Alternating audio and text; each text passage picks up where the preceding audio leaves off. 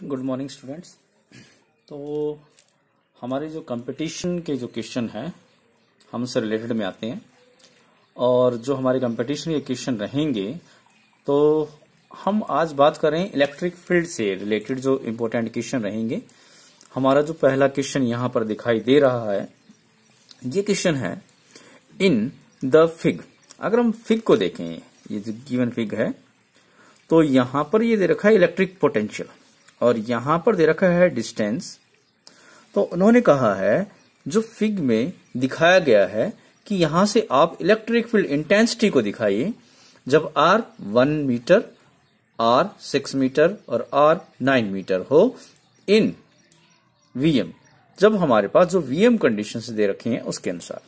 तो हमें यहां पर पता है जो इलेक्ट्रिक फील्ड इंटेंसिटी, अब ऑप्शन इसके हिसाब से हमारे क्या आ सकता है, चलो हम चेक करते हैं यहां से। तो हमें यहां से पता है इलेक्ट्रिक फील्ड इंटेंसिटी जो होगा वो बराबर होगा यहां पर V अपॉन dr, इसके हिसाब से माइनस में। अब यहां से हम अपने न्यूमेरिकल में यहां देखें तो इन्होंने पूछा है जब R 1 मीटर हो, तो R जब 1 मीटर हो तो यहां हम बात करते हैं, तो ये हमारे पास हुआ करली बाय करली dr या फिर d by D R of the potential. तो चेंज ऑफ पोटेंशियल देखेंगे तो यहां जा रहा है 0 से 10, जब R हमारा 0 से 2 हो, तो मतलब यहां पर जो चेंज ऑफ पोटेंशियल जा रहा है वो हुआ 10। जब चेंज ऑफ R कितना हुआ हमारे पास में, तो ये आ गया -5। ये कब है, जब हमारे पास R क्या हो, 1 हो। जब हमारे पास R, दूसरे केस में हम बात करें, जब हमारे पास R की वैल्यू 6 हो, तो जब 2 से लेकर 8 तक हम देखें तो R की वैल्यू जब 2 से 8 तक रहती है तो पोटेंशियल क्या रहता है हमारे पास, सेम रहता है। तो मतलब पोटेंशियल जब सेम है तो the rate of change of potential with respect to the R will be the 0। तो यहां पर अगर मैं E6 के डिस्टेंस के ऊपर बात करूं तो minus dV by dr is equal to 0, क्योंकि ये कांस्टेंट रह रहा है। अगर मैं पॉइंट 9 E9 पर देखें, जब R हमारा 9 है तो हमारे पास is also the dV by dr।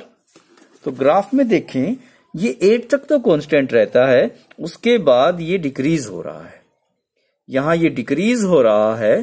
तो उसके अनुसार जो V की वैल्यू होगी वो 8 से 10, जब R चेंज हो रहा है, dr हो गया है 2 और पोटेंशियल हो गया है 0 से 10। तो ये कितना हो जाएगा, ये हो जाएगा माइनस, तो फॉर्मूले के अनुसार ये हो जाएगा माइनस का 10। dr जो हो जाएगा वो हमारे पास हो जाएगा दिस, तो ये हो जाएगा प्लस का 10/2 इज इक्वल टू दिस। तो मतलब हमारा जो ऑप्शन रहेगा वो रहेगा option number B. Option number B के हिसाब से -5, 0 एंड +5। अगले न्यूमेरिकल के ऊपर हम बात करते हैं। हमारा जो अगला न्यूमेरिकल है वो क्या कहता है, the breakdown electric intensity of air for the air is this, the maximum charge that can be held by a sphere of the radius 1 mm। तो हमें यहां पर पता है इलेक्ट्रिक फील्ड इंटेंसिटी जो होगा वो होगा Q अपॉन में 4 पाई एप्सिलॉन नॉट इंटू में R²। अब यहां पर इन्होंने मैक्सिमम चार्ज पूछा है जब इलेक्ट्रिक फील्ड इंटेंसिटी की वैल्यू दे रखी। इन्होंने यहां इलेक्ट्रिक फील्ड इंटेंसिटी की जो वैल्यू दी है वो क्या दी है, इलेक्ट्रिक फील्ड इंटेंसिटी की वैल्यू है 3 इंटू में 10⁻⁶। चार्ज यहां पर हमें मैक्सिमम निकालना है, 1 अपॉन 4 पाई एप्सिलॉन नॉट की वैल्यू हमें पता है, और जो R की वैल्यू दे रखी है वो भी हमें दे रखी है।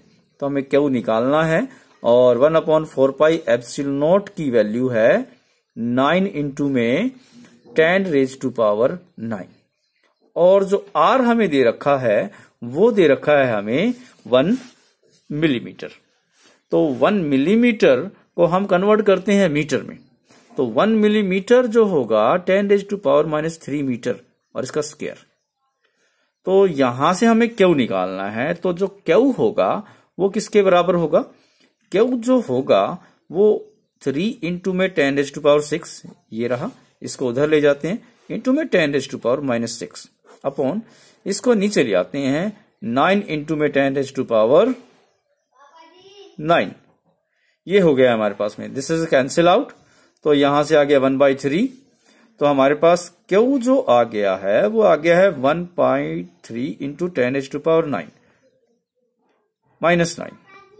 ये आ जाएगा हमारे पास में 0.33 इंटू में 10⁻⁻9 0.33 नैनो। ये हो गया हमारे पास चार्ज है तो कुलम। तो हमारा आंसर जो हो जाएगा, हमारा आंसर हो जाएगा आंसर नंबर 4 0.33 नैनो कुलम। अब इसमें अगला जो हमारे पास न्यूमेरिकल जाता है, हमारे पास अगला न्यूमेरिकल क्या कहता है? दो चार्ज है, टू चार्ज, वन है 10 माइक्रोकुलम, सेकंड है -19 microcoulomb, are separated by the distance of 24 centimetre. इन दोनों के बीच की जो दूरी रहेगी वो होगी 24 centimetre. Electrostatic field strength from the smaller charge, जो छोटा वाला चार्ज है उससे इलेक्ट्रोस्टैटिक फील्ड स्ट्रेंथ हमने निकालनी है, वो 0 हो जाए, वो दूरी निकालनी है, डिस्टेंस निकालनी है। तो चलो हम मान लेते हैं। तो हमने क्या मान लिया है, यहां पर एक चार्ज मान लिया है, ये मैंने मान लिया है 10 माइक्रोकुलम का, और ये जो दूसरा चार्ज मैंने मान लिया है ये हो गया है -90 माइक्रोकुलम का हो गया है। और इन दोनों के बीच की जो दूरी हो गई है, अब वो हो गई है यहां से लेकर 24, हमारे पास दे रखा है इसकी बीच की जो दूरी है 24 सेंटीमीटर, वो दे रखी है 24 सेंटीमीटर। अब यहां पर मुझे इस चार्ज के अनुसार वो दूरी निकालनी है जिसके अनुसार ये क्या हो जाए, 0 हो जाए। तो चलो मैं मान लेता हूं ये इस डिस्टेंस पर 0 हो जाता है, इसको मान लिया मैंने x। इससे तो दूरी हो गई है x, और इससे जो दूरी हो गई है वो हो गई है x प्लस में 24, x प्लस में 24 हो गया है। तो मतलब ये वाला चार्ज इसका विरोध करेगा, ये नेगेटिव है ये पॉजिटिव है, तो ये इसकी फील्ड को क्या करेगा, प्रभावित करेगा। तो मान लीजिए इसकी जो फील्ड है वो मैं मान लेता हूं इलेक्ट्रिक फील्ड, वो E1 मान लेता हूं, और E1 जो होगा वो होगा, अब इसकी चार्ज की वैल्यू है 10 माइक्रोकुलम आ गया 10⁻⁻6, और यहां पर 4πε0, और जो ये दूरी है वो आ गया x²। और जो यहां पर मैं मान लेता हूं इसकी फील्ड, जहां पर जो इसे माइनस कर रही है उस डिस्टेंस के ऊपर उसकी फील्ड होगी E2।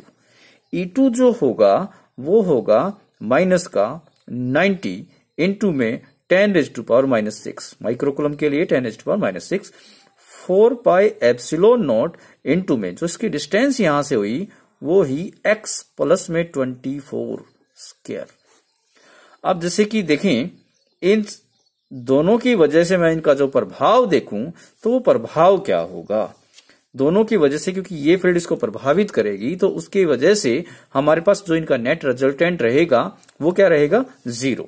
तो देखें मैंने यहां पर लिया 10 इंटू में 10⁻⁻6, 4πε0 इंटू में x² माइनस में 90 इंटू में 10⁻6, 4πε0 इंटू में x प्लस में 24 का whole square is equal to 0। तो यहां पर देखें तो दोनों से हमारे पास ये जो टर्म आया, और यहां से क्या कॉमन आ रहा है, 4πε0 यहां से, तो 10⁻, यहां से 10, यहां से भी 10, तो 7 माइनस का, तो हो गया हमारे पास में 10 बाहर आया, तो 10⁻5 बाहर आ गया, यहां से 10⁻5 अपॉन में 4πε0, और अंदर क्या बचा, 1 अपॉन में x² माइनस में 1 अपॉन x प्लस में 24 का स्क्वायर, ये हमारे पास टर्म, और यहां बचा 9 इज इक्वल टू 0। अब इस टर्म को मैं दूसरी तरफ ले जाऊंगा तो ये 0 हो जाएगा। तो मतलब यहां पर आया 1 अपॉन x² माइनस में 9 अपॉन में x प्लस में 24 का x² इज इक्वल टू 0। अब यहां से देखें तो 1/x², इसको इधर ले आते हैं, इज इक्वल टू 9 में x प्लस में 24 का स्क्वायर। दोनों तरफ हमने यहां पर रूट ले लेते हैं, तो दोनों तरफ यहां पर रूट लें तो उसके हिसाब से हमारे पास क्या बनता है, उसके हिसाब से हमारे पास यहां आता है 1 में x इज इक्वल टू 3 में x प्लस में 24। क्रॉस मल्टीप्लीकेशन करें तो इसको इधर ले जाते हैं, इसको वहां ले जाते हैं, तो x प्लस में 24 is equal to 3x। x को इधर ले आते हैं तो 24 is equal to 3x minus में x, तो 24 is equal to 2x, then 24/2 is equal to x, तो आ गया x की वैल्यू 12। तो मतलब हमारा आंसर जो होगा वो होगा 12 सेंटीमीटर। हमारा आंसर क्या होगा, 12 सेंटीमीटर। अगले न्यूमेरिकल के ऊपर बात करते हैं कि मान लीजिए एक प्रोटॉन है जिसका मास m है, चार्ज E है उसके ऊपर, release from the rest in the uniform. ये रेस्ट से रिलीज होता है, स्टार्टिंग जो उसकी वेलोसिटी है वो 0 है, और ये एक यूनिफॉर्म इलेक्ट्रिक फील्ड में जाता है जिसकी फील्ड है E। The time taken by it travel A distance d, तो यह d डिस्टेंस को ट्रेवल करने में कितना समय लेगा। यहां पर हमारे ऑप्शन ये रहेंगे। तो देखें हम कैसे, अब जैसे कि जो चार्ज मूव कर रहा है उसका मास m है, तो मास की वजह से इसके अंदर जो फोर्स होगा वो कितना होगा, F is equal to ma, ये रहेगा हमारे पास में। तो वो फील्ड में a एक्सेलरेशन से ट्रेवल करता है, मान लिया। अब जो जिस पे फील्ड लग रही है उसकी वजह से इसके ऊपर जो फोर्स होगा वो होगा Q इंटू E, दोनों को इक्वल रख देते हैं, ma बराबर आ गया Q इंटू में E। तो एक्सेलरेशन जो पैदा हुआ वो हुआ QE/m, इतना एक्सेलरेशन यहां पर पैदा हुआ है, QE/m। अब यहां से हम देखें इसके अनुसार, तो हमें पता है जो डिस्टेंस इसने ट्रेवल करनी है वो मान लेते हैं, चलो d, फॉर्मूले के अनुसार से हमने मान लिया d, s मान लो, d मान लो, वो पता है हमें ut प्लस में half a t²। Initial velocity 0 है, रेस्ट से चल रहा है, तो d बराबर आ गया, दिस पॉइंट विल बी 0, ये 0 हो जाएगा, तो ये आ गया 1/2 a t²। अब जो हमने a निकाला है वो यहां से देखें, तो हमारे पास d किसके बराबर, a की वैल्यू यहां से पुट कर देते हैं, तो ये हुआ 1/2 इंटू में QE अपॉन में m इंटू में t²। तो हमने टाइम निकालना है, टाइम निकाले तो देखें t² इज इक्वल टू, ये 2 इधर गया, 2 इंटू d, m इधर गया, बटे में Q इंटू E। तो यहां से देखें t जो आया वो क्या आया, √2dm अपॉन में QE, ये हमारे पास इसका आंसर रहेगा। तो हमारे पास आंसर जो रहा वो हुआ 2dm अपॉन EE, क्योंकि जो चार्ज हुआ, चार्ज कितना हुआ हमारे पास E, तो T जो हुआ वो किसके बराबर हुआ, वो हुआ 2dm अपॉन में EE। ये हमारे पास रिजल्ट रहा इसका। तो आज के हमारे ये क्वेश्चन है, तो अगले क्वेश्चन के साथ हम नेक्स्ट डे आते हैं।